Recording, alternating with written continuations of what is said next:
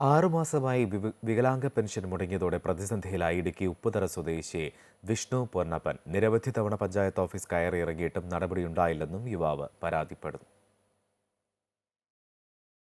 ജന്മനാ കാലിന് സ്വാധീനമില്ലാത്തയാളാണ് ഇടുക്കി ഉപ്പുതറ സ്വദേശി വിഷ്ണു പൊന്നപ്പൻ. ശാരീരിക പ്രശ്നം മൂലം 7ാം ക്ലാസ്സിൽ പഠനം ഉപേക്ഷിക്കേണ്ടി വന്നു. പിന്നീട് 2004 മുതൽ സർക്കാരിന്റെ വികലാംഗ പെൻഷന് വിഷ്ണു അർഹനായി. അന്നു മുതൽ മുടക്കമില്ലാതെ പെൻഷൻ ലഭ്യമായിരുന്നു. 2019 മാതാവും 2023 പിതാവും മരിച്ചു. ഉപജീവനത്തിനായി ലോട്ടറി വിൽപ്പനയുണ്ടായിരുന്നെങ്കിലും വാഹനം കേടുപാട് വന്ന് നഷ്ടമായതോടെ ഉണ്ടായിരുന്ന വരുമാനവും നിലച്ചു. പിന്നീട് സർക്കാരിൽ നിന്ന് ലഭിക്കുന്ന പെൻഷൻ മാത്രമായിരുന്നു വിഷ്ണുവിന്റെ ആശ്രയം. എന്നാൽ 2023 ജൂലൈ മുതൽ പെൻഷനും നിലച്ചു. ഇതോടെ പ്രതിസന്ധിയിലായിരിക്കുകയാണ് ഈ യുവാവ്. അവിടെ ചെന്ന് ഒരു പേപ്പർ എഴുതി ഒപ്പിട്ട് കൊടുക്കാൻ പറഞ്ഞു. അതുകൊണ്ട് ഇട്ട് കൊടുത്തു.